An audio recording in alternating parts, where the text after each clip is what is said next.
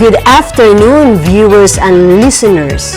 Welcome once again to Salida TeleRadyo, right here at La Filipina National High School. I am your teacher host, Teacher Semeres.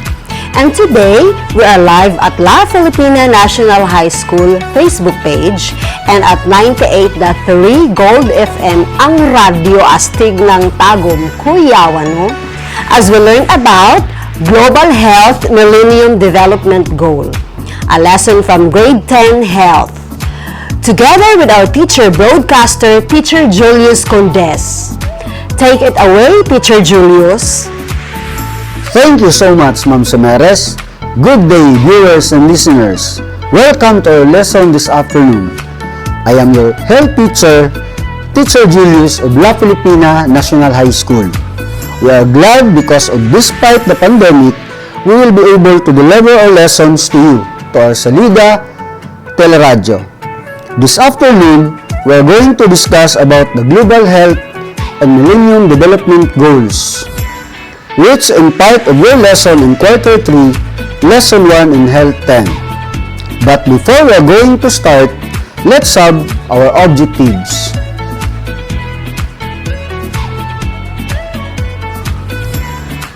First, discuss the significance of Global Health Initiative.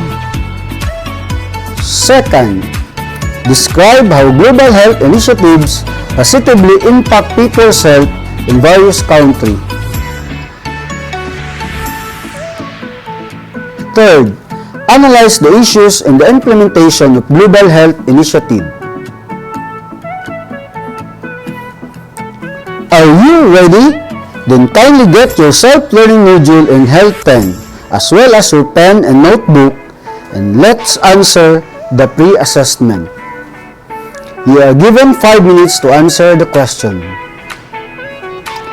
Number 1. What implementing body rules the 8 Millennium Development Goals? Letter A. Department of Education. B. Department of Health. C. World Health Organization. D. United Nations.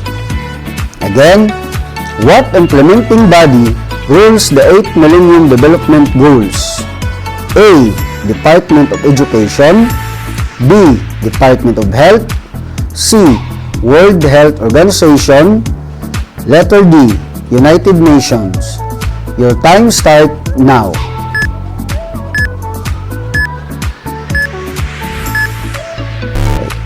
The correct answer is letter D, United Nations. Number 2. What goal was set by the United Nations with measurable targets and clear deadlines to improve the lives of the world's poorest people? A. World Health Goals.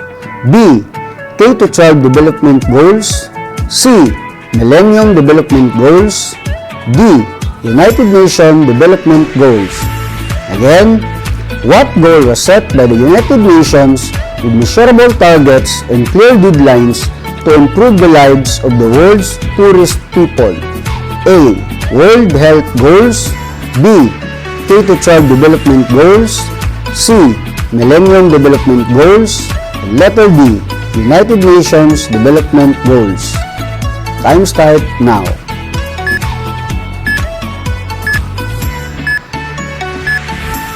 Time is up. The correct answer is letter C, Millennium Development Goals. Number 3. To reduce child mortality rate worldwide, what health program is being implemented? Letter A. Immunization program. B. Investing more in agriculture. C. Improved and proper nutrition program of mothers. D. Practice family planning and have fewer program. Again, number 3. To reduce child mortality rate worldwide, what health program is being implemented? A. Immunization program. B. Investing more in agriculture. C. Improved and proper nutrition program of mothers. D. Practice family planning and have fewer program. Time start now.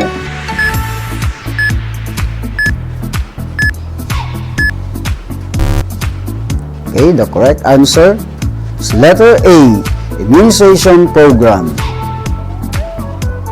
Number 4. Mother's health is not only about mother, but also involves the wellness of the family.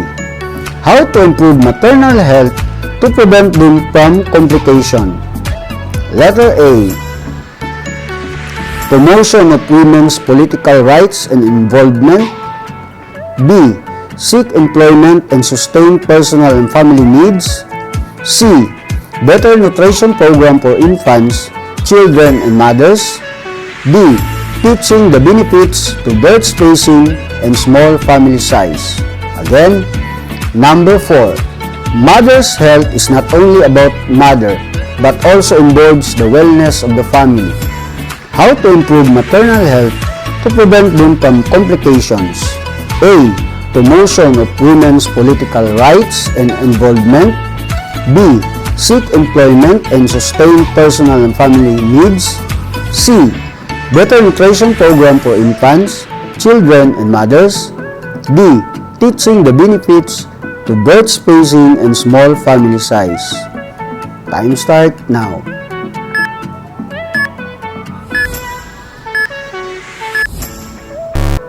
Okay, time is up. The correct answer is letter D, the benefits to birth spacing and small family size. Number 5, last number. AIDS is a prevalent communicable disease around the world that is caused by HIV. How will you protect yourself from acquiring it? Letter A. Don't practice breastfeeding. B. Avoid yourself from engaging multiple sex partner. C. Before inserting needles, make sure it is safe and not contaminated. D. When in need of blood transfusion, make sure it is from your relatives. Again, AIDS is a prevalent communicable disease around the world that is caused by HIV. How will you protect yourself from acquiring it? A. Don't practice breastfeeding. B. Avoid yourself from engaging multiple sex partner. C. Before inserting needles, make sure it is safe and not contaminated. D. When in need of blood transfusion, make sure it is from your relatives. Your time start now.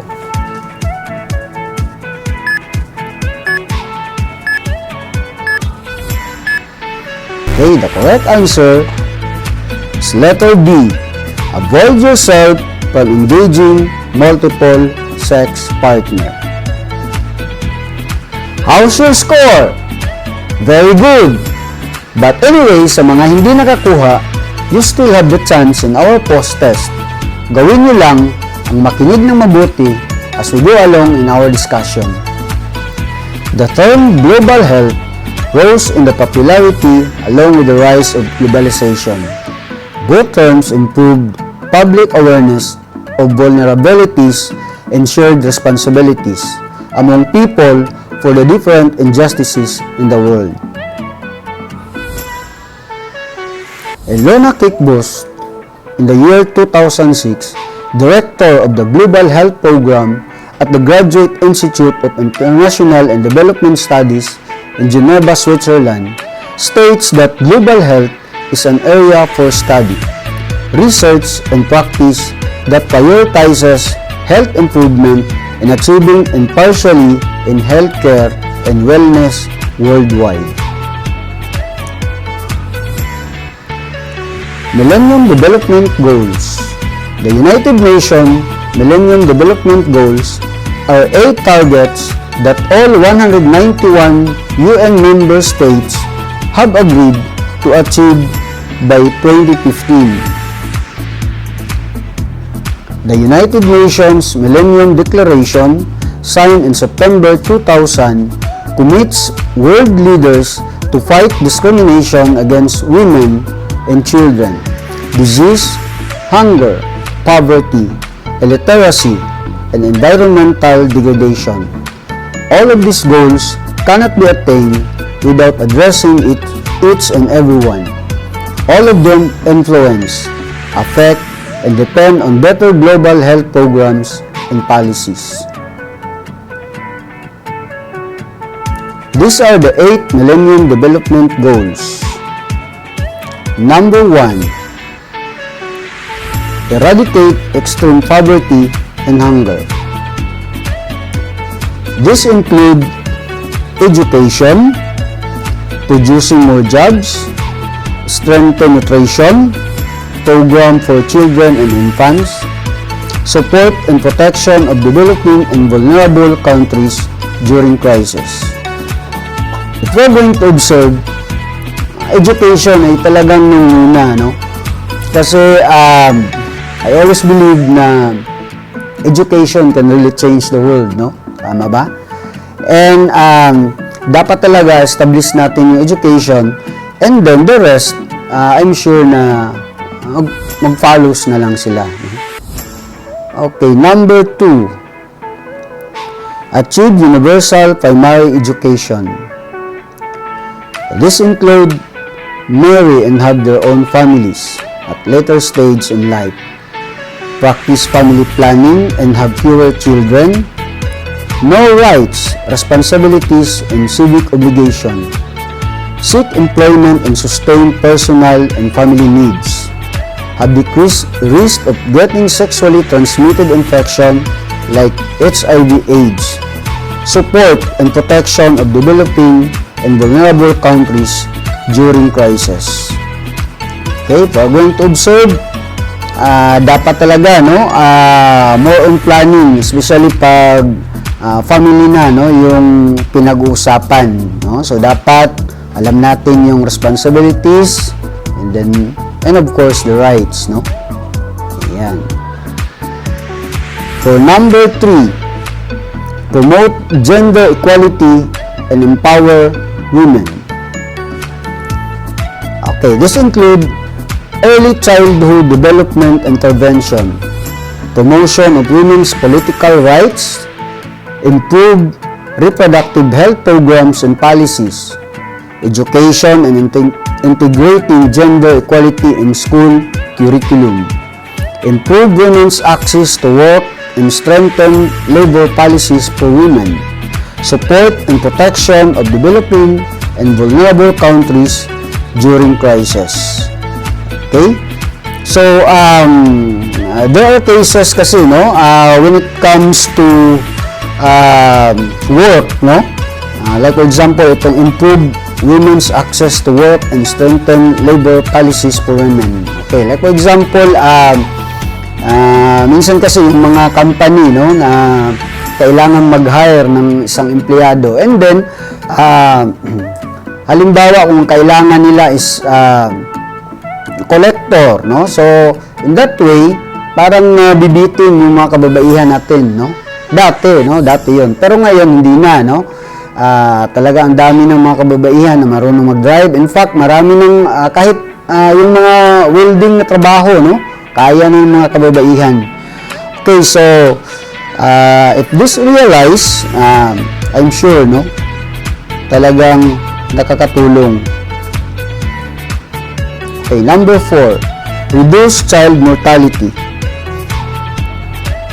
Okay, immunization program, assuring the survival and better health of mothers, improving reproductive health programs and policies, better nutrition, no, program for infants, children, and mother. Okay, no, so in other countries, talagang ang daming namamatay, no, dahil lang sa kulang, no, ng immunization program, no, particular sa bansang Africa, no, and even kahit dito sa Asia, no, so marami, no. Okay. Number 5, improve maternal health. Okay, this include improve and proper nutrition of mothers, teaching benefits of birth spacing and small family size, educating young boys and girls, no, about importance of maternal health, better improve access to hospital, no? Hospital care, especially obstetric, gynecology, prenatal and postnatal care, no? Okay. So, pag sinabi natin improve maternal health, so kailangan talaga yung tawag dito, no, bigyang pansin, no, ang kalusugan ng ating mga kababaihan. In fact, dinagdagan ng ilang buwan yung maternity leave, no? Parang naging 3 buwan na, no? Dati, sa pagkakaalam ko, 1 o 2 lang yun, no? Okay, so, ayan. So, kung ma-realize to, no, na targets, again, talagang nakakatulong. Okay. For number 6, we have combat HIV/AIDS, malaria, and other diseases. This include improved housing condition, increased access to anti-malarial medicines, promoting safer sex behavior and preventive education for all, promoting tuberculosis, screening of HIV/AIDS persons, and the last one, TB directly observed treatment short, or this is what we call the TB DOTS course therapy. Okay, so this is very factor, no? For you to know, our late President Manuel Quezon, during this time, talagang nadali, no, yung sakit ng tuberculosis, no? In fact, kahit nagpunta niya sa bansang Amerika, ay wala pa rin, no? Hindi pa rin na-save yung kanyang buhay. Siguro, during this time, hindi pa sapat yung mga gamot, no, na talagang available pa. So, talagang ano to, no, factor ang what we call this, target na to, no? And also it includes HIV/AIDS, no, na until ngayon wala pa talagang lunas. And according to my source, it will take more or less 30,000 a month, no, kung magpagamot ka daw, no, sa sakit na HIV/AIDS. Actually, wala tong gamot, parang ano lang to, no, supplements lang, no, in order for you to survive. Okay, for number 7, ensure environmental sustainability. Cleaner air and environment. Clean, environment-friendly, and renewable energy. New and aspiring jobs and business and energy. And the last one, increase access to sanitation. Ayan, so very factor din tong ano, no, environment. I remember during this time, no, yung uso pa yung mining, talagang malakas pa yung mining, dito sa Tagum, no, ang daming re-refine, no, ng gold. And then, talagang ang usok, no, is talagang delikado sa kalusugan. So, ang daming nadadali din during this time. Okay, and then next, the last one, global partnership for development. This include international trade agreements, improve access to affordable medicine, reduce poverty through government debt relief grant, develop information and communication technology infrastructure. Okay, so this is also very factor, no? Actually, ang presidente natin, no, Presidente Rodrigo Duterte is talagang anong tawag dito? Talagang nag-iimbita, no, ng mga taga-ibang bansa, no? Of course, para makatulong din sa ating ekonomiya. And at the same time, makakatulong din tayo sa kanila. Okay, so that's all for our discussion. And of course, kung meron tayong pre-assessment, meron din tayong post-assessment. Okay, so ito na yung pagkakataon, no, yung sa mga hindi masyado nakakuha ng mataas na marka kanina, then this is your moment. Okay, question number 1. Mother's health is not only about mother, but also involves the wellness of the family. How to improve maternal health to prevent them from complications? A. A. Promotion of women's political rights and involvement. B. Seek employment and sustain personal and family needs. C. Better nutrition program for infants, children, and mothers. D. Teaching the benefits to birth spacing and small family size. Again, mother's health is not only about mother but also involves the wellness of the family. How to improve maternal health to prevent them from complications. A. Promotion of women's political rights and involvement. B. Seek employment and sustain personal and family needs. C. Better nutrition program for infants, children, and mothers. D. Teaching the benefits to birth spacing and small family size. Again, you are given 5 seconds to answer the question. Time start now.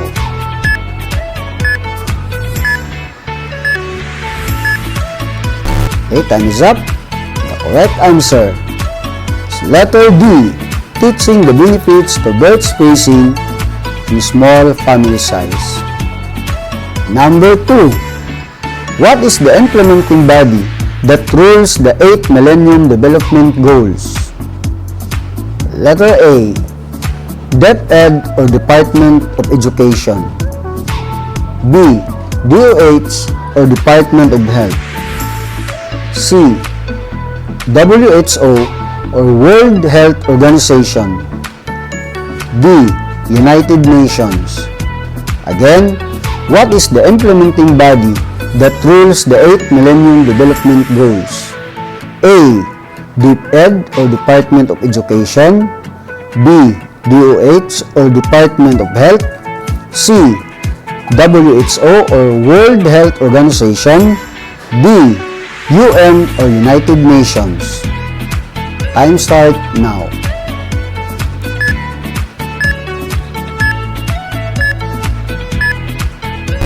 The correct answer is letter D, United Nations. Number 3. To reduce child mortality rate worldwide, what health program is being implemented? A. Immunization program. B. Investing more in agriculture. C. Improve and proper nutrition of mothers. D. Practice family planning and have fewer children. Again, to reduce child mortality rate worldwide, what health program is being implemented?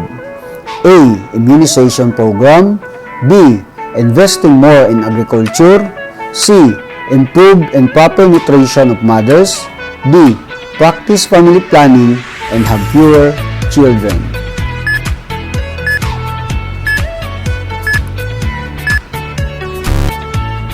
Time's up. The correct answer is letter A, Immunization program.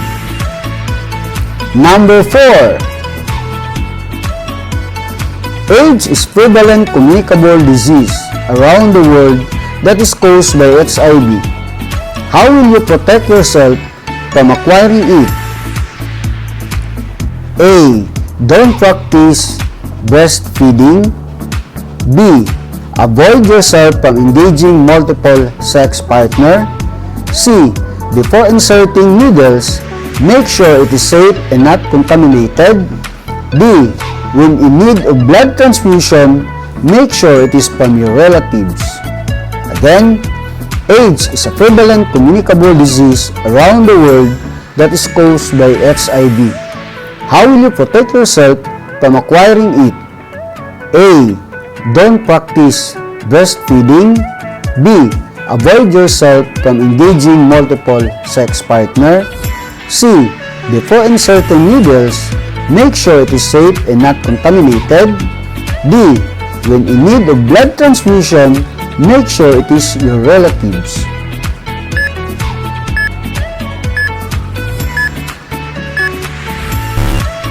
Time's up. The correct answer is letter B. Avoid yourself from engaging multiple sex partner. Number 5, last number. What goal was set by the United Nations with measurable targets and clear deadlines to improve the lives of the world's poorest people? A. World Health Goals. B. K-12 Development Goals. C. Millennium Development Goals. D. United Nations Development Goals. Again, number 5. What goal was set by the United Nations with measurable targets and clear deadlines to improve the lives of the world's poorest people? A. World Health Goals. B. K-12 Development Goals. C. Millennium Development Goals. D. United Nations Development Goals.